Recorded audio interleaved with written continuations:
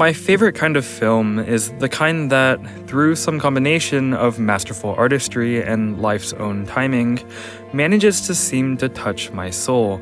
The kind of film that leaves me stunned, unable to move as the credits soar towards the heavens. Whether it takes me to a new world or allows me to appreciate our own just a little bit more, I love films that strike me with beauty and awe. This video, however, isn't about those films. This video is about something far, far dumber.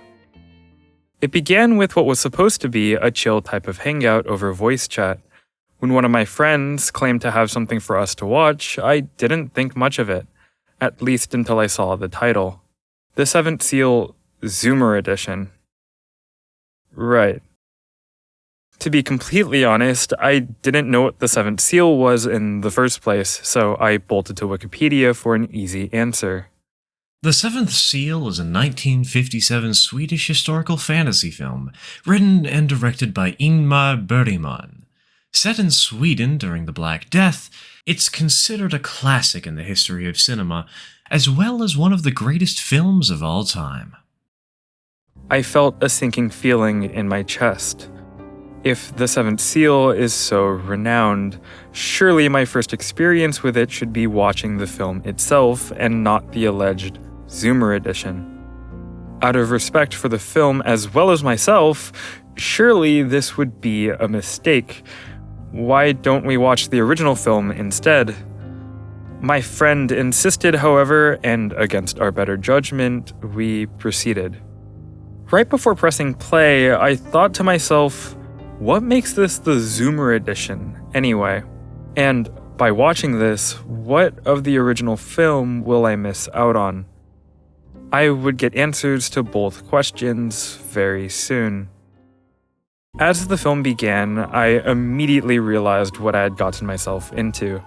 The Seventh Seal Zoomer edition is The Seventh Seal, untouched and unedited. It has, however, been delicately sandwiched between Subway Surfers on the right and oddly satisfying videos on the left. The core conceit is clear. I can finally watch a cult, old, philosophical, black and white movie with that dopamine boost just a slight tilt of the eye away. You've probably seen something similar before. Known as sludge content or overstimulation content, videos like this proliferated across platforms like TikTok and YouTube Shorts in the early 2020s. The idea behind them is simple. Add colorful motion, and people will watch longer. The Seventh Seal Zoomer edition is pretty plainly a parody of this type of video, the joke being that the only way to get someone in my generation to even survive the film is through a serving of Subway Surfers on the side. I can't focus on the movie. Do you think you can throw in some Family Guy clips too? As the film continued, a certain sense of horror began to set in. Not from the Seventh Seal's themes of death and futility, but from the futility of trying to watch the film itself. And it's not like I didn't try. We may have put on the Seventh Seal Zoomer edition, but I wanted to watch the Seventh Seal. And so I poured all of my attention into, hey, do you think the Subway Surfers is looped? Like, I know the score is really high, but like, surely there's a cut somewhere. I mean, you can't cheat the guard, you can't outrun the guard, so like, whoever's playing will have to die at some point, right? Oh, wait, what just happened? Bergman is a director known for striking, high-contrast cinematography in his films. His films are the kind to leave you in awe, or as film historian Peter Cowie puts it, nearly everyone who sees The Seventh Seal emerges stunned and thrilled by its visual splendors. These visual splendors are, however, no match for the vibrant colors and perpetual motion of the parasites possessing the margins. No matter how hard I tried to keep watching, no matter how hard I tried to stay focused on what mattered to me in the moment, I simply couldn't. 10 minutes had passed and I wasn't sure I had paid attention for a single one. To make matters worse, not only are its visuals a critical component of The Seventh Seal and its storytelling, the entire film is in Swedish. The Seventh Seal Zoomer edition embeds subtitles, but you do have to look at them. Every second spent subconsciously staring towards the side of the screen would cascade, relentlessly shoving understanding even farther from reach. I was completely lost. And oh my god, why is that person cutting towards themselves? The blade is going to slip, the blade is going to slip, the blade is going to slip, it's going to slip, the blade. As time marched on, the film only continued to slip from my grasp. Every few minutes, I would check back on the film hoping that maybe, just maybe, I'd be able to understand.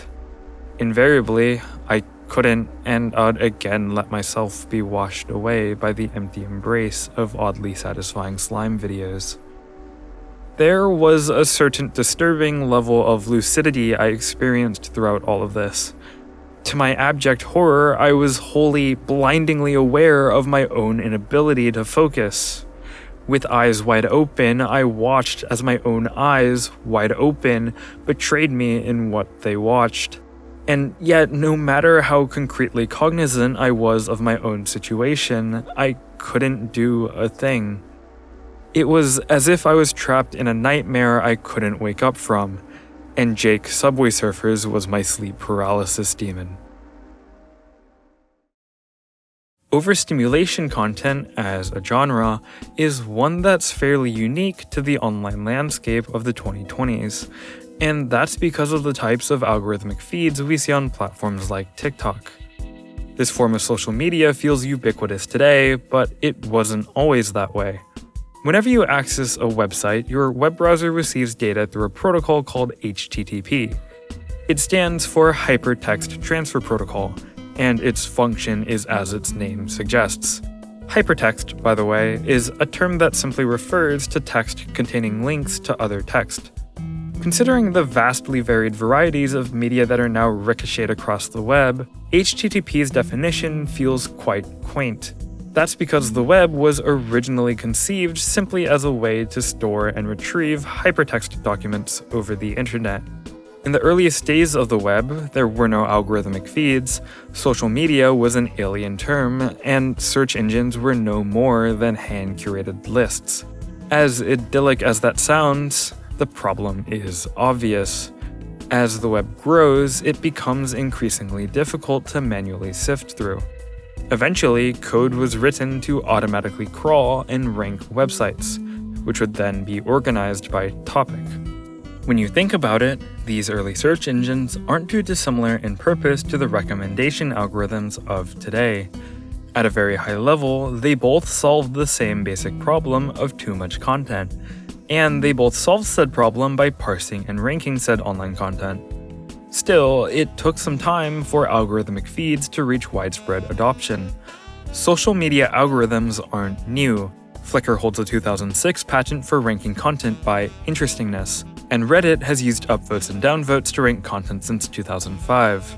At the same time, it's a little surprising how long they took to reach some major platforms. MySpace was the dominant social media platform for a sizable portion of the 2000s, yet it didn't include a feed during the peak of its popularity. Facebook introduced a reverse chronological feed in 2006, yet this wasn't changed to a ranked feed until 2011. And Twitter's feed was reverse chronological all the way until 2014. There's always a bit of controversy tied with algorithm changes. Just look at the hundreds of thousands of people who signed a petition protesting Instagram's algorithmic feed in 2016. Despite this, it's important to remember that algorithmic feeds solve a genuine problem, at least in theory. There are a couple of reasons why a user may want an algorithmically ranked feed. Without manual, intentional cultivation, it's easy for a chronological feed to become burdened with uninteresting or irrelevant content, the weeds of the feeds. Using an algorithm to filter out irrelevant content may help the user to better spend their time on the platform. And maybe, just maybe, with all the spam gone, you could finally reach the end. Now, there are also a couple of reasons why a platform may want an algorithmically ranked feed. With uninteresting and irrelevant content filtered out, users are less likely to leave, meaning they spend more time on the platform. For services that profit from advertising, that is, every major platform, more time spent on the platform is more opportunities to extract revenue. And maybe, just maybe, with all the spam gone, users won't ever leave the infinite flow of content. This is where the concept of engagement comes in. Engagement is nearly a meaningless term. It refers to the fact that a user is engaging with a platform without any information about how they engage. And yet, it's one that's crucial to content creation and distribution on the internet. As a result, social media companies have found a multitude of ways to calculate and predict a user's level of engagement. I previously mentioned Flickr's interestingness patent, which appears to aggregate views, favorites, comments, tag relevance, and timing. Reddit's algorithm was public up until 2017, and at the time, it was basically the difference between upvotes and downvotes decaying over time. Regardless of how it was calculated, however, user engagement has been incredibly important to social media companies for a long while, at times even more than revenue itself. In 2012, as Facebook was preparing for an IPO, Mark Zuckerberg himself warned investors, "Our culture emphasizes rapid innovation and prioritizes user engagement over short-term financial results. Simply put, we don't build services to make money, we make money to build better services." It's funny to peer into a time when Facebook was a widely beloved service. It's also funny to see user engagement and better services used as interchangeable terms. Make no mistake, these algorithms were doing their absolute best to get people hooked for as long as they existed. Facebook ultimately always had financial interests at heart. But there's a pretty fundamental difference between the social media algorithms of then and now. During the late 2010s, social media companies shifted their recommendation algorithms towards deep learning models. A brief explanation. By shoving massive amounts of data down a complicated data processing network, these companies could more accurately predict how you would use their platform. Not you in the general sense, but you specifically. In order to both build these models and use them, these companies need a scary amount of data, and they get it from tracking you everywhere, from news sites to actual physical stores. Of course, a lot of the data comes from your usage of their platforms. Every link clicked, every post seen, is obsessively logged and fed into the machine. This creates incredibly important incentives surrounding engagement. When you engage with platforms, you're shown ads, which provide income to these platforms. This has pretty much always been the case. Now, when you engage with these platforms, in addition to providing revenue, you provide them with more data, which allows them to create better models, which creates more engagement. When you use social media, not only are you giving social media companies your time and attention, you're arming them with the resources to make social media even more enticing. In 2012, Facebook claimed to prioritize engagement over revenue. In 2025, these incentives are intrinsically and cyclically linked. One interesting effect of using deep learning models is that we don't actually know precisely how they work. Deep learning models are trained on user data to find patterns, but even the developers making these algorithms can't tell you why exactly a certain video is ranked higher than another. And as data continues to be collected, these algorithms are constantly evolving. We may not be able to understand the specifics, but we can get a decent idea of the broad strokes. Attention, for example, is pretty commonly understood to be a major factor, especially on platforms like YouTube and TikTok. TikTok themselves have stated that watching a video to completion is a strong indicator of interest, and therefore will have a significant effect on a person's recommendations. The result of this is pretty simple. TikTok, and likely similar services like YouTube Shorts and Instagram Reels, will show you videos it thinks will capture your attention. If a video can hold your attention, not only will you see more similar content, the video will be pushed to more people.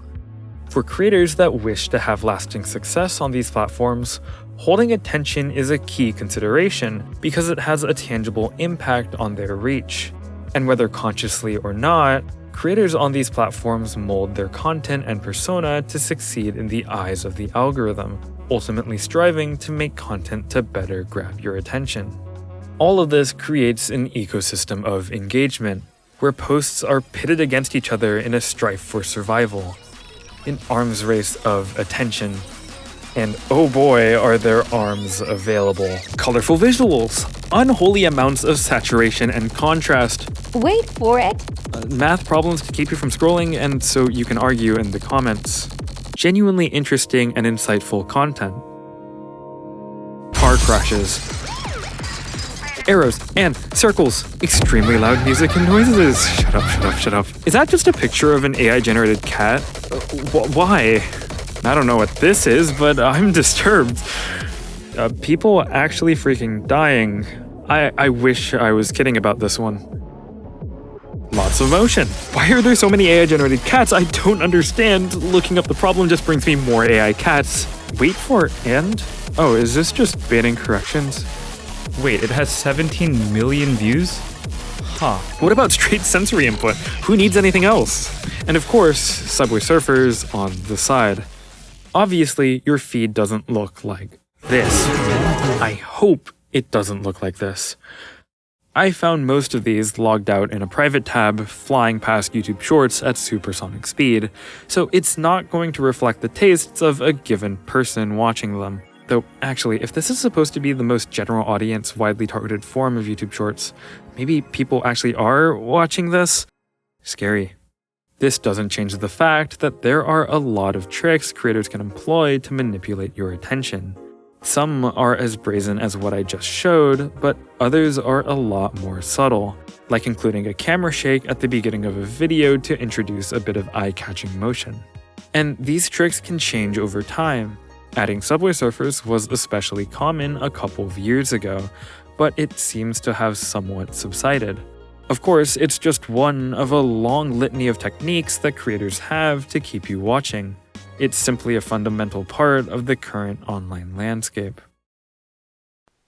As the playhead bumped the corner of the screen, and the 7th Seal Zoomer edition came to an end, I was distraught. For 90 minutes, there was something I wanted to watch right there in front of me, but I just couldn't. To be honest, before the movie, there was a part of me that thought I was above this sort of thing. I hadn't really used TikTok or other short-form video platforms pretty much at all by then, and so I thought that somehow the Subway Surfers and oddly satisfying videos just wouldn't affect me. Obviously, that wasn't the case. I didn't have the control over my attention I thought I did. That, or these videos are just that entrancing. Either way, watching the 7th Seal Zoomer edition left me regretful and scared. Before it began, I asked myself what of the original film would I miss? It turned out to be everything. An answer to my question, but also no answer at all. I still wanted to watch the 7th Seal. I still wanted to know what I had failed to witness. But a certain thought pestered me. Even if I did watch the original 7th Seal, would I even have been able to pay attention? Or would I simply have become bored? Did I want to know the answer? The 7th Seal Zoomer edition led me to realize just how distracting internet content could be, and not in the way we normally talk about it as a distraction. It's not merely a distraction from work cleaning, or any other important task. The Subway Surfers distracted me from a movie, one that I think I would have otherwise really enjoyed. These cheap tricks didn't just distract me from obligations and chores, they distracted me from things I genuinely wanted to spend my time doing. Something had to change. And in a funny way, things did change a bit. The despair I felt after the 7th Seal Zoomer edition was shared with my friends on voice chat, and this inadvertently led to a lengthy conversation about social media, its content, and their effects. By now, I don't remember the specifics of our discussion, but this hasn't changed its impact. It's kinda silly, but after watching Zoomer edition, I began to think about it whenever I went online. I try for the most part to avoid YouTube Shorts, and if I watch one, I make a conscious effort never to scroll to the next one. I realized I wasn't getting any value out of Twitter, so I deleted my account. It didn't stop or prevent all of my bad habits. I very often find myself distracted as the secondary screen I put on for YouTube becomes the primary focus of my attention. And I certainly catch myself stalled scrolling sometimes. But oddly, it helped. This all happened 2 years ago, and, well, obviously, I continue to think about it even now. So, is the Subway Surfer sidebar shortening our attention spans? What about short-form media as a whole? As obviously true as it seems, we don't actually know for sure. Significant correlations have certainly been found between media multitasking and shorter attention spans, and the same is true for short-form video at large. Correlation is not causation, however, and the latter is much more difficult to investigate. It's possible that there's causation here, but it's also possible that we're not getting less attentive, social media is simply getting better at grabbing us. Or that people that are easily distracted simply gravitate towards these platforms naturally. Besides, media multitasking, at least, isn't anything new. I mean, take a look at Disneyland's Main Street Cinema, originally opened in 1955. And we've used television and radio before it as background noise since the introduction of these technologies. It's not like I can judge either as a heavy media multitasker myself. We don't know if TikTok and overstimulation content are strictly bad for us, but at the same time, it can't be good for us, right? And even if media multitasking isn't new, engagement-driven algorithmic feeds are. It's my personal opinion that algorithmic social media platforms are, ironically, uniquely isolating as a form of media. By hyper-personalizing your feed with complex engagement-driven algorithms, social media companies are able to create an experience crafted specifically for you. And this makes it harder to share the experience with others. Sure, you can share a video with someone, whether that's by handing over your phone or using the dedicated share button, but in the same way that showing a friend vacation photos isn't the same as them being there, sharing an individual video is sharing a small snapshot of your experience, not your experience as a whole. Movies, shows, games, music, and even books to an extent are designed to be shared, to be discussed with others if not experienced together outright. Short-form video feeds, by design, aren't. And it's not like there aren't places on the internet where you can find both meaning and meaningful connections with others. But the largest platforms have other incentives in mind. All else will fall before engagement. Clearly, as many people say, we need to be mindful of what we watch. But that's tricky to actually do for a couple of reasons. To start, it's not immediately obvious what that actually looks like. And even if you know how to be mindful online, it's even harder to find the innate motivation to use that knowledge in the first place.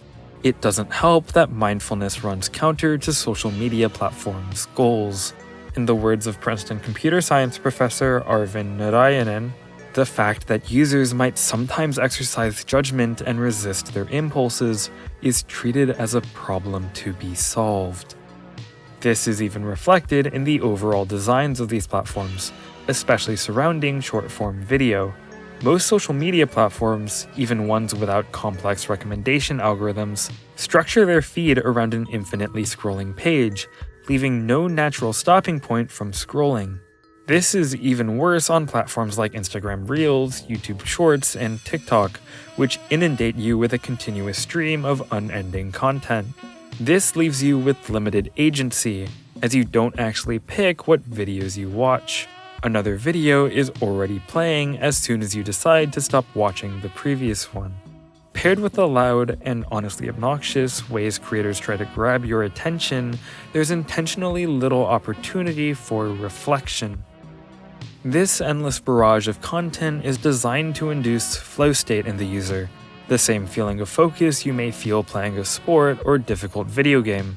According to psychologists Gene Nakamura and Mihai Csikszentmihalyi, The preconditions of flow state are clear goals, perceived opportunities for controlled or skillful action, and immediate feedback. If the goal of watching TikToks is to see entertaining content, swiping provides an illusion of control towards that goal, and the feedback in the form of the next video couldn't be more immediate. The effects of flow state are incredible in many contexts, but somewhat alarming in the context of scrolling social media. They include the distortion of time and a loss of reflective self-consciousness. In other words, these platforms get exactly what they want out of you, even more engagement as time itself appears to evaporate around you. And this can be observed. A 2023 study found that the experience of flow state was significantly correlated with problematically excessive TikTok use. Worse, the researchers failed to find a significant correlation between enjoyment and excessive TikTok use.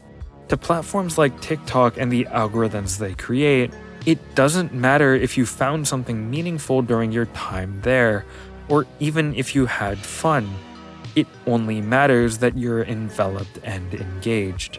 It's meant to break your mind. To quote cultural anthropologist Natasha Doll-Scholl, the immediacy of the machine's response joins human and machine in a closed circuit of action such that the locus of control, and thus of agency, becomes indiscernible. Though you'd be forgiven if you didn't realize she was talking about gambling addiction here, not social media. So how do we break the machine?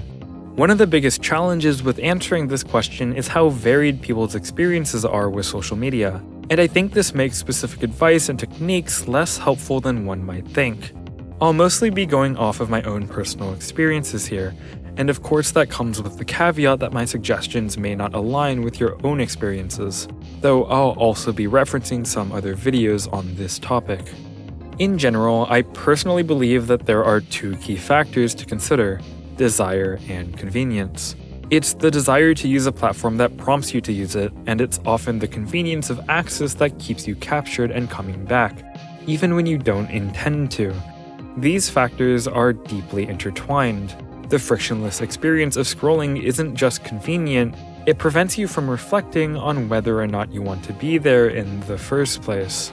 Of the two, however, I find it important to prioritize taking care of the former. This is because it's really easy to form new habits that circumvent any reductions to convenience you make. Once, I wanted to reduce how much I was opening YouTube. I had a habit of clicking the shortcut on my new tab page, so I removed the shortcut. Instead of decreasing my YouTube usage, it only created a new habit: rapidly typing Ctrl-T, Y-O-U, enter. Even if you make social media less convenient, if you still strongly wish to use it in the first place, you're going to find your way anyway. This desire can come from anywhere: the want to be entertained, the want to keep up with news or communities. Even the want to distract yourself can be a reason. It's hard for me to give advice on this area because it's so dependent on your personal situation. For me, finding low-stakes, low-effort hobbies and activities gave me less reason to turn to social media for entertainment. I've also noticed the more socially isolated I feel in real life, the more I've turned to the internet in search of connection. But once again, this is just my own experience. And if you want something concrete to try to take matters into your own hands, you can try the method Internet Shaquille suggests in a video on his second channel. Navigate to the Explore tab and find the least relevant, least shareable post with which you would never interact. Open it, tap the share icon, and then back out. Refresh the Explore tab and do that again with the 2 or 3 similar posts that are now sure to show up. Rinse and repeat 5 times and your whole feed looks like you care deeply about this topic that's totally irrelevant to you. The goal of this technique is to, hopefully, nudge you to become repulsed by your own feed, decreasing your desire to come back for more. Becoming repulsed by social media seems a bit drastic, but it may be effective where simply finding alternatives isn't. It's also not lost on me that my experience watching the 7 Seals Zoomer edition probably gave me a bit of that repulsion. The second factor is convenience. As I mentioned earlier, social media platforms are designed to be frictionless. designed to keep you from consciously reflecting on what you're doing.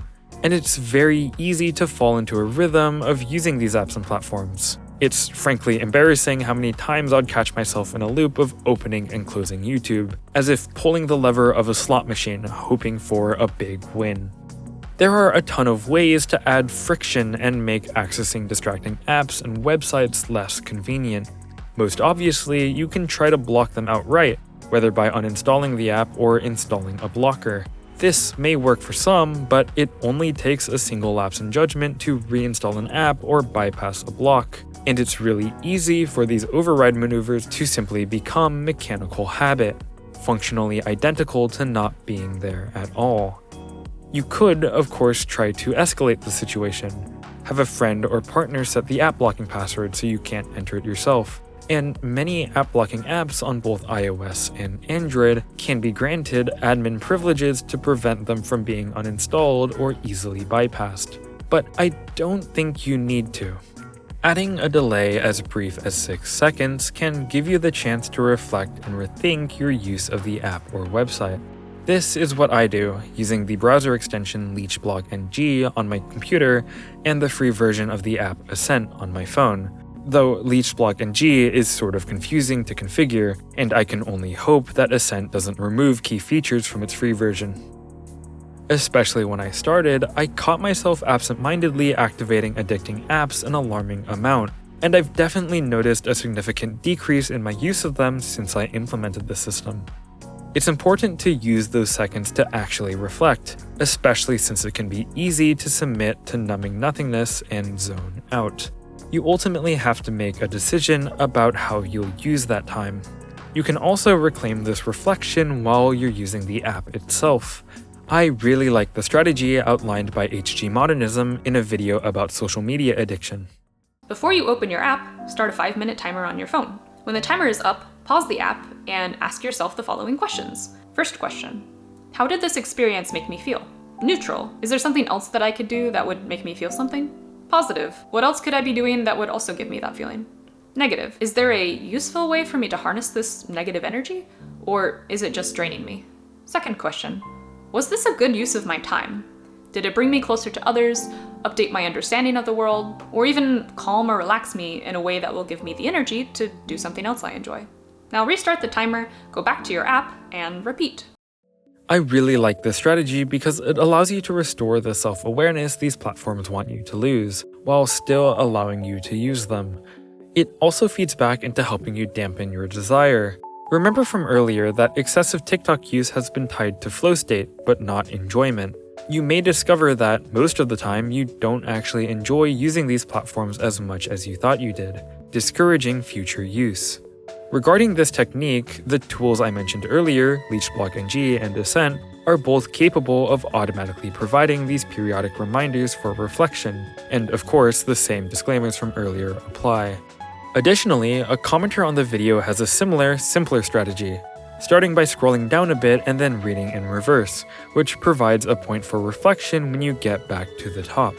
I don't believe you have to quit social media cold turkey to have healthier internet usage. You just need to be aware of your own thoughts and feelings, something that can be done by managing your desire and adding just a little bit of friction to the experience. Despite the inexplicable impact the 7 Seals Zoomer edition had on me, something was really bothering me. I still hadn't watched the original 7th Seal. I still hadn't done what I had initially set out to do.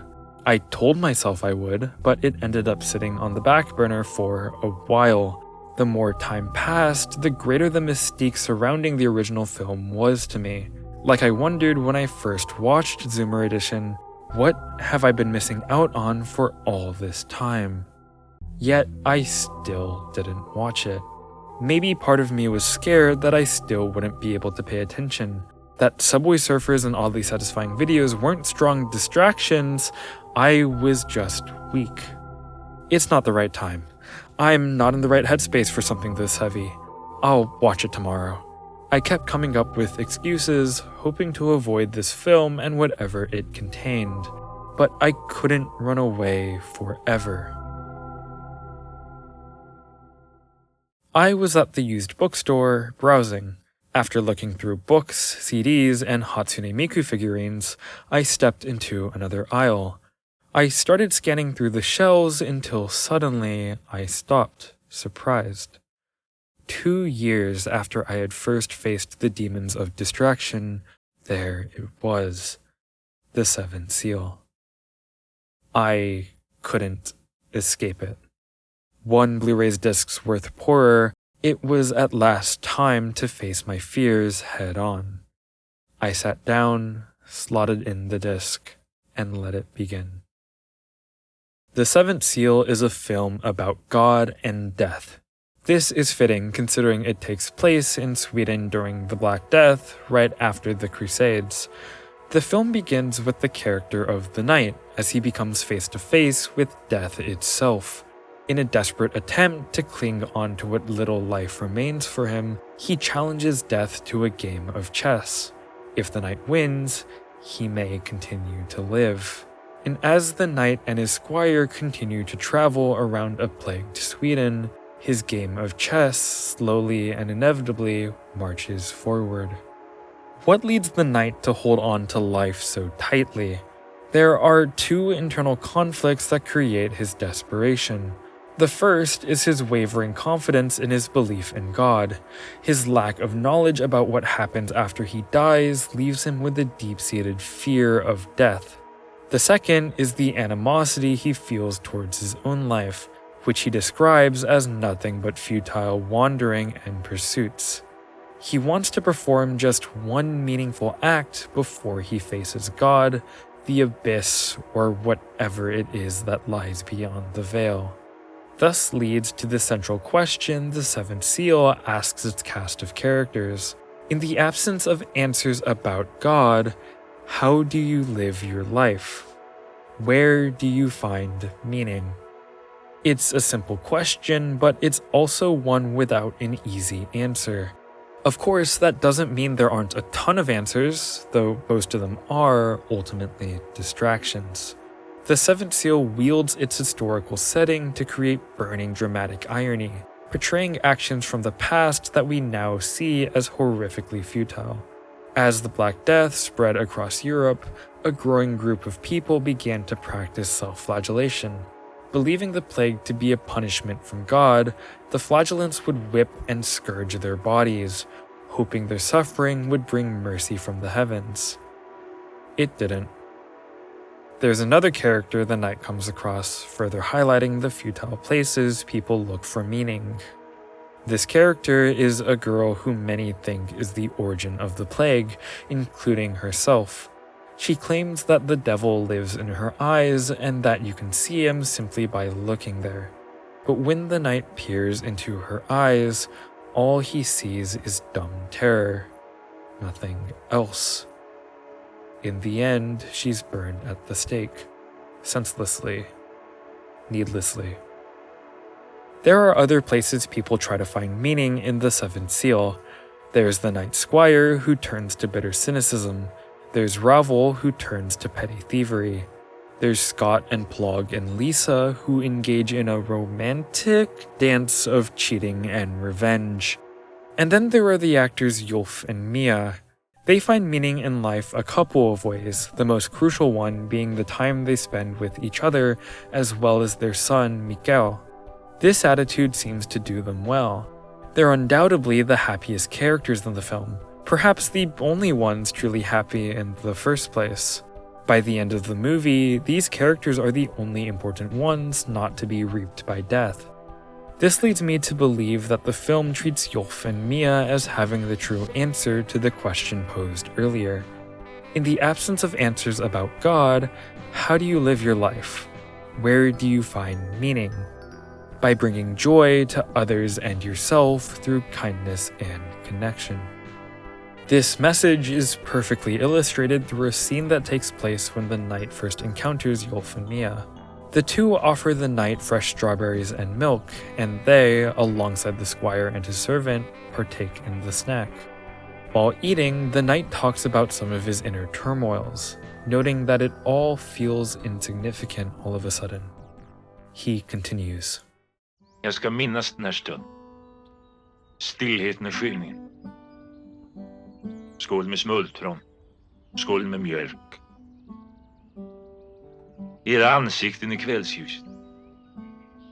Mikael som ligger och sover. Joff med sitt strängspel. Jag ska försöka komma ihåg vad vi talat om. Och jag ska bära det här minnet mellan mina händer. Lika försiktigt som vore det en skål breddfylld med nymjölkad mjölk. Sometime after this interaction, Death asks the knight if his reprieve was of some use, if he was able to perform his one meaningful act. He says he was.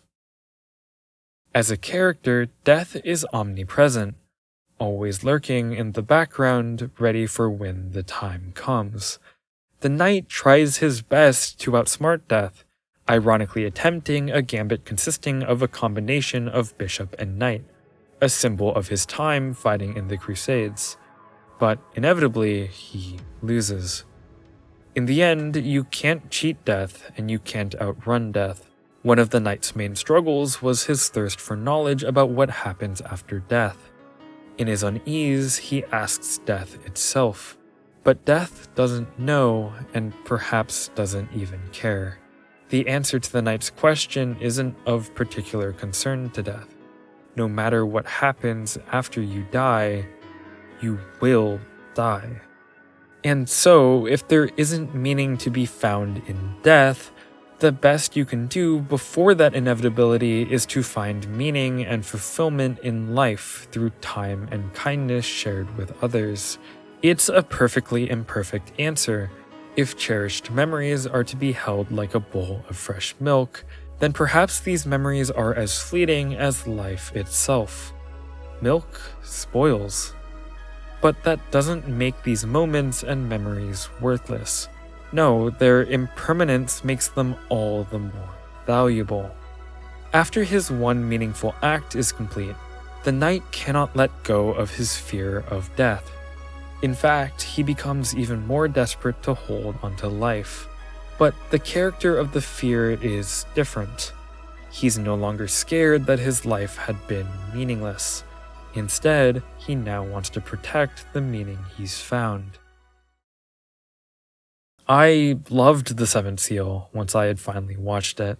The cinematography, soundtrack, and performances were all masterful. The film came with impeccable timing, too. It held a lot of the questions and anxieties I had when I watched it.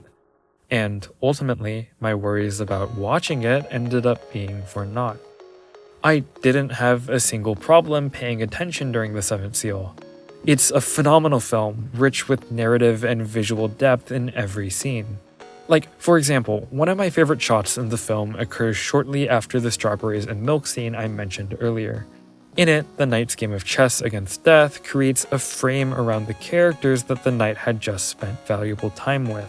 It's as if to communicate that the very inexorability of death, and therefore the very transience of life, makes every moment spent with each other all the more meaningful.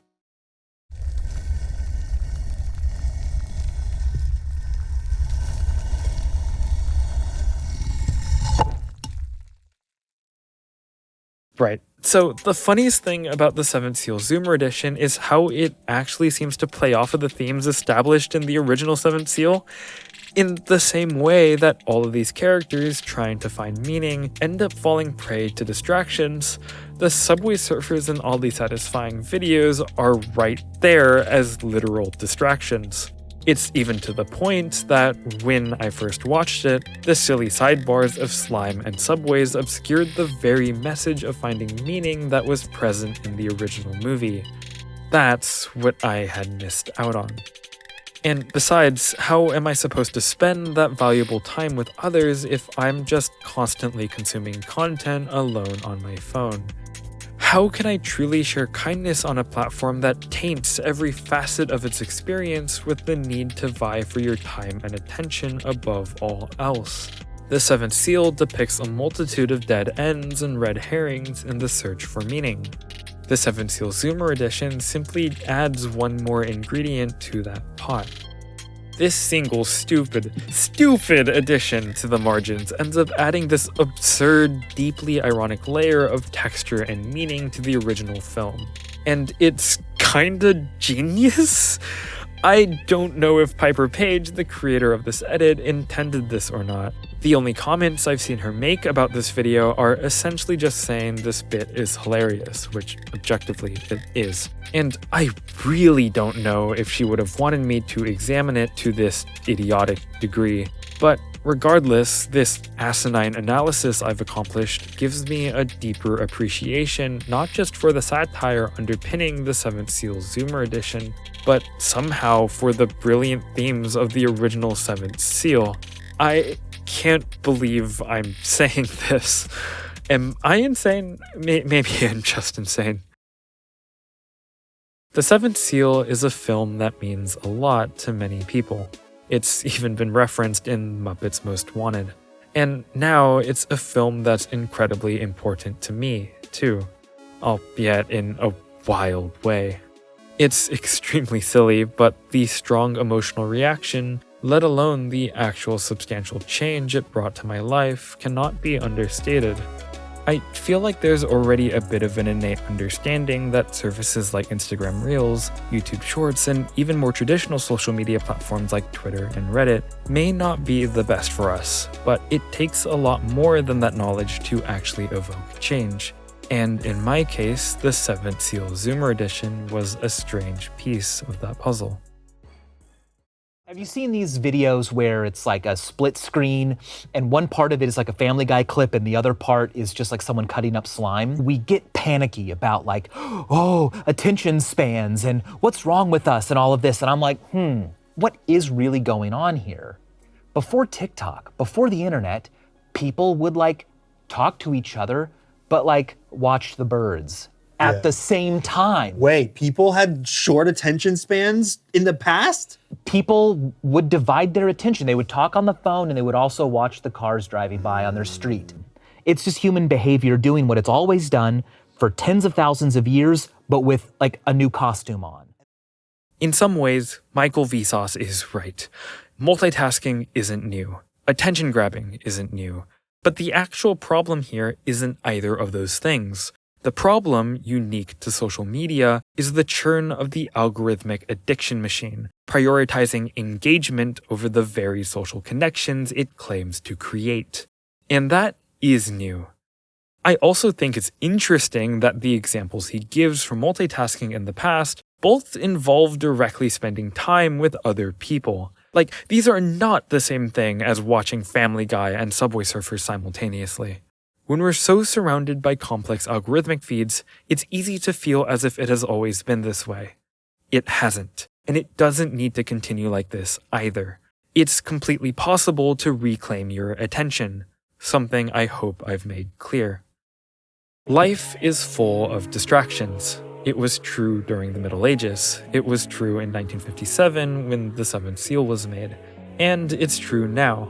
We may even have distractions more powerful than ever before. But, like how death creates a frame around the quality time we spend, these distractions make it even more important to actively and consciously protect what little time we have. By being more thoughtful about social media and algorithmic feeds, by adding friction and reflection back to my experience, I can take back some of that time. And I'll hold it in my hands like a bowl of fresh milk.